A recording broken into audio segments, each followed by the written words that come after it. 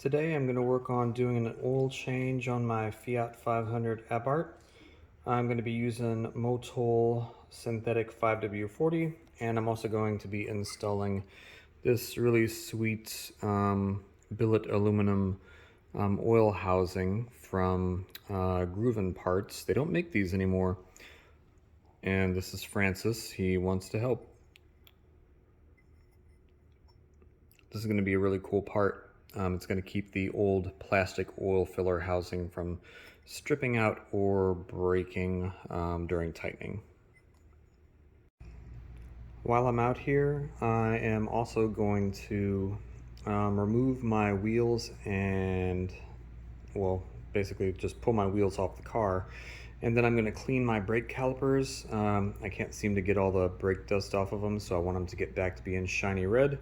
So I'm going to clean those off with just some hot water and a detailing brush. And then I'm going to take the wheels to have the tires pulled off and put on my new wheels that I had in that other video. To do all this work, I am going to be using my quick jack lifts. I've got a quick jack BL5000 SLX. And my lifting blocks down there. And I'm also going to be using these really long extensions here for my oil change, and I'll show that later. And I also have a Fumoto valve that I plan to install. I'm getting the quick jack positioned underneath the car, and I wanted to show you that when I'm positioning it, I am going to try to position the lifting blocks underneath this part of the vehicle's frame. The reason is because, well, number one, this is a lifting point.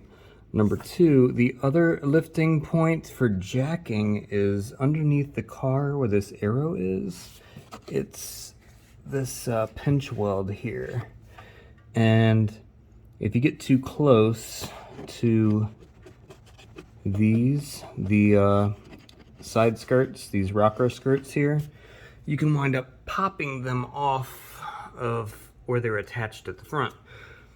This one's attached pretty well. This one's lined up really good. My other one is kind of popping off a little bit. I have a little leaf in there, but other than that, this one is pretty well flush with the car. And I want to keep it that way. For the back side of the vehicle, I am actually going to use the pinch weld right here because there's a lot of space and you don't need to worry about hitting the side skirts so much, so I'm going to use those.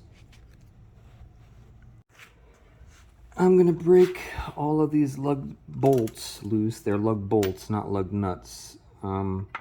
So the wheel's going to fall off. There's nothing that's going to hold it in place after you break these loose while it's in the air. So anyway, I'm going to break these loose while it's on the ground. That way it is easy to do. I'm using a 17mm deep well socket.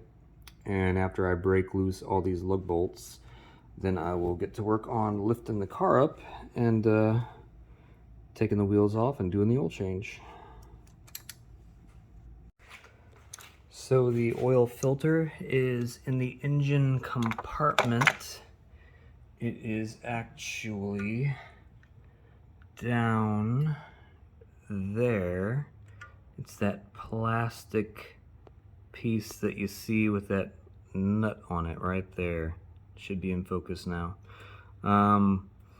Before I lift the car up in the air, to make my life easier, I'm going to remove this section of my intake. I'm just going to undo this clamp here. I'm going to undo this clamp here and remove this hose.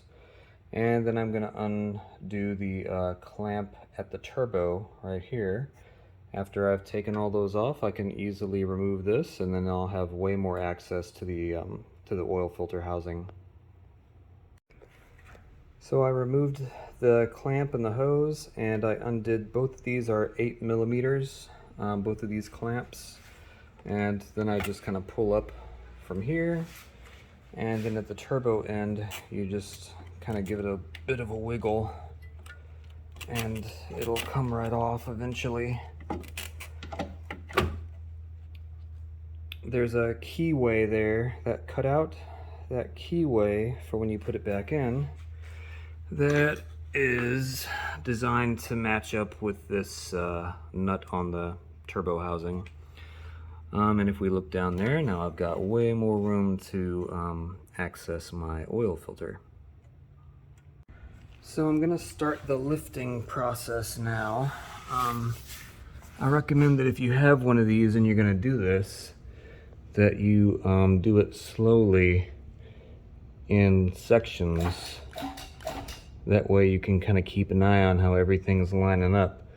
I'm gonna walk around the car and make sure everything's lined up good, and then I'm gonna get this thing in the air if everything looks all right.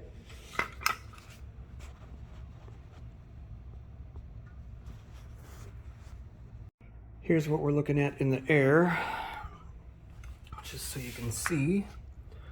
So I'm up on my lifting points here in the front, and I'm on the pinch welds in the back. So I've got more than enough space now to work underneath the car. I closed my hood when I lifted it just because I didn't want to accidentally hit the hood on anything in case it was going to go up too high, but it didn't. That wasn't the case. I didn't need to worry about it. Since I'm going to drain the oil, I'm going to pop the dipstick, and I'm also going to crack open the engine oil filler cap to let some air get in there. That way it'll help things drain. Underneath the car, you have to remove this plastic shield for the oil change, this undercarriage shield.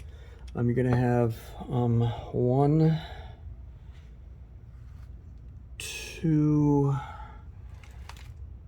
3, 4, 5, 6, 10 millimeter nuts to undo, and then it should come right off. So with everything removed, you're going to be looking at this right here. This is your oil pan here, and this is the nut.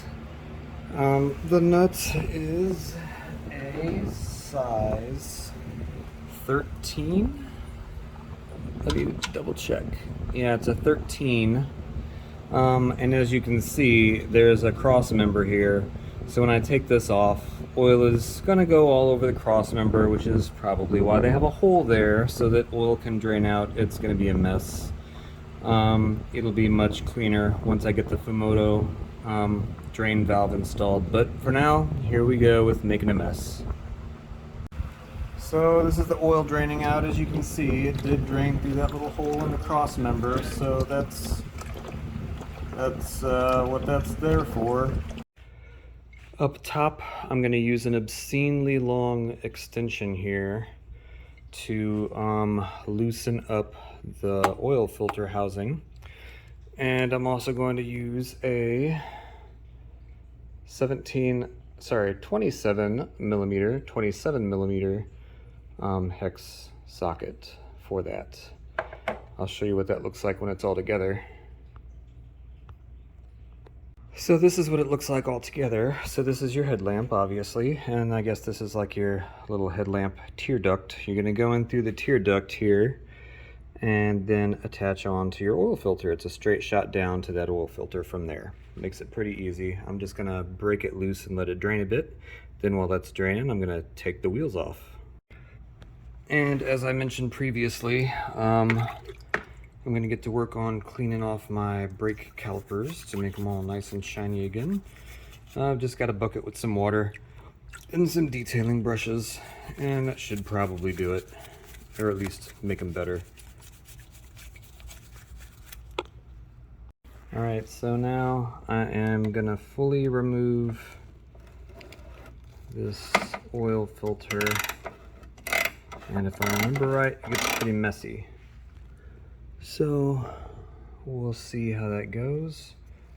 I'll let you know if it was messy or not. I've let everything drain and just finished cleaning the calipers, so now it's time to get rid of this filter and install the new housing. So this is the old plastic filter housing. If my new filters didn't come with a O-ring, then I'm gonna have to pull off the O-ring that's still on here and use it on my new filter housing. And there's also a plastic piece in here. I just need to gently pry that off to the side and pop that out. There's going to be a spring underneath, and then I need to install that into my new filter housing. So all I did to get this out, I just pressed it all the way off to one side with my thumb, and it popped loose, and there's a spring underneath there. When you're putting this back together, you need to put this spring here in the center, and then there's 4 tabs in there. If you can see those 4 tabs. And on the bottom of this, there are 4 empty slots. So you just have to slot that into the right spot, and it'll click in place. I'm using a genuine Mopar filter. This is the part number here. It came with an O-ring. These tabs are supposed to go in facing towards that black plastic piece that we installed. That's actually an oil bypass, I hear, so if the filter gets plugged with something or another, then the engine won't completely starve of oil, and it'll the bypass system, I guess, activates. Anywho, so when you're putting this together, you just want to make sure that this filter gets pushed on and clicks in. So you can hear that, clicks in place. And I mean, it should stay as long as you're not banging it around too much. And then you gotta kind of finagle it down in there. So the oil filter gets torqued to 25.5 Newton meters. Before I fill everything up with oil, I am just gonna get everything kind of put back together a little bit. I almost forgot. I like to put this end in first and then line everything up afterwards. So I'm gonna put this back together and then fill it up with oil. So this is a Fumoto F106N because it's got a nipple on it, so I can attach a hose to it next time, just a short length, and it'll go over this cross member. So I'm gonna install this real quick.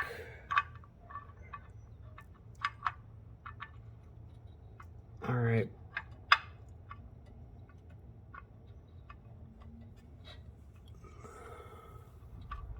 So it's supposed to go on hand tight.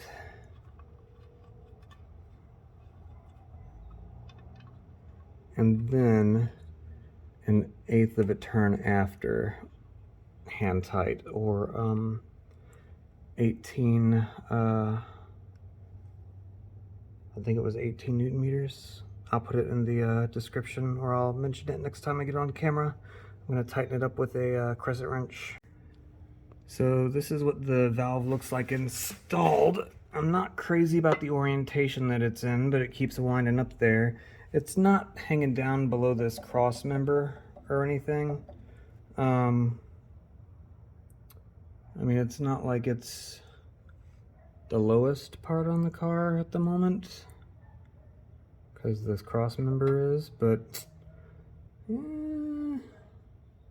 not super comfortable with the orientation. Still, I've never had anything crazy happen, so I'm gonna leave it.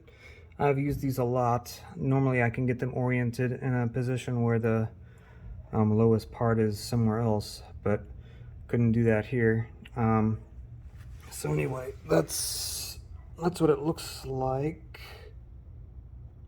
that. So I'm gonna buy an aluminum skid plate anyhow. So I don't know.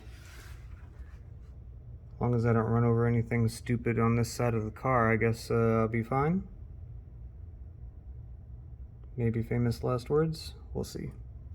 But I like these valves, so I'm going to use them. Also, I put a rubber nipple on the end of it, and I have a lock on here too to keep it from accidentally opening, although there's very likely no chance of that.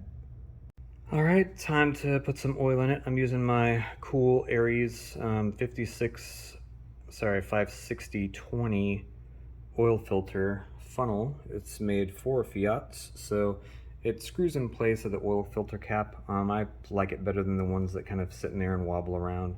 I still have my dipstick left loose, so that way any air can escape as I'm filling this thing up. It's going to take 4 quarts of the 5W40. Motul also gives you this sweet, sick, expandable spout on the top of the large containers. This is a 5 quart container, and I'm going to put 4 quarts. I don't know if I said quarts or gallons before, but it's 4 quarts of oil, definitely not gallons. So that's pretty much it for the oil change. You put the skid plate back on, obviously, and you put the oil filler cap back on. You make sure your dipstick is pushed back in. But I just wanted to show that the skid plate does cover up this cross member. So I mean, the skid plate is really the lowest part of the car. I'm not going to worry about it too much.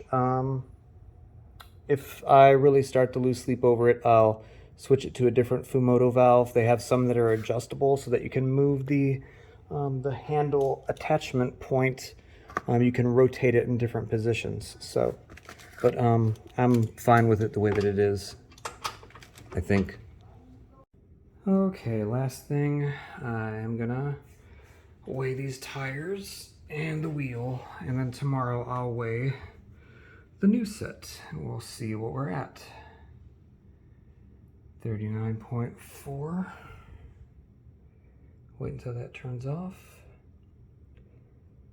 It'll give me a good comparison of a complete forged wheel and tire set weight versus the stock one. These are the 16 by 6.5 inch wheels. These are what are called the snowflake wheels. 39.4. These ones are made by Prime Wheel Company. I think they're based in Mexico. They're pretty nice wheels. I like the way that they look, but I'm gonna see if these other ones are lighter. Okay, these are the new wheels and tires with the tire pressure sensors and everything mounted. Ooh, dang. Let's read that again. 32.8. And the original ones were 39.4, so that's a pretty good drop in weight. Awesome. I'm gonna put the wheels back on the car. I like to put some anti-seize in between the areas between where the lug bolts go. Those areas tend to get kind of corroded, and I don't know, sometimes your wheels might wind up sticking on there a little bit, so I like to put that on there to kind of prevent that. I also usually do a small bead around the hub area too, this part that goes into the center bore of the wheel. I also am going to be using these. These are Otis LA lug bolts. I don't recommend using the stock ones. The stock ones are steel, and then there is a chrome cap placed over the top of this. That chrome cap gets worn down and damaged and bent and warped, and then you might never get a nut to fit on it. Those things are absolutely terrible. So I'm using my Otis LA lug bolts. When I'm putting the wheel on, I put the lug nuts on hand tight. I do it in the crosshatch pattern like you're supposed to, so like 1, 2, 3, 4. I put those on completely snug hand tight, and then when I lower the car, I'm going to torque them. They're going to get torqued to 75 foot-pounds. Alright, so the wheels are on. I've got the car lowered, I've cleaned up all my mess, and now I need to check the tire inflation, and the front is going to be set to 38 psi, the rear is going to be set to 32. So I'm going to inflate the front to 38 and the rear to 32. Alright, and here's the new look with the wheels. Man, I think those look great. They save a lot of weight, a lot more than I expected, so they look really good. Really happy with them. These are going to be my summer wheels, and my pothole season wheels are going to be my factory ones. I'm going to put some larger tires on the factory ones and use those from October to Easter, basically.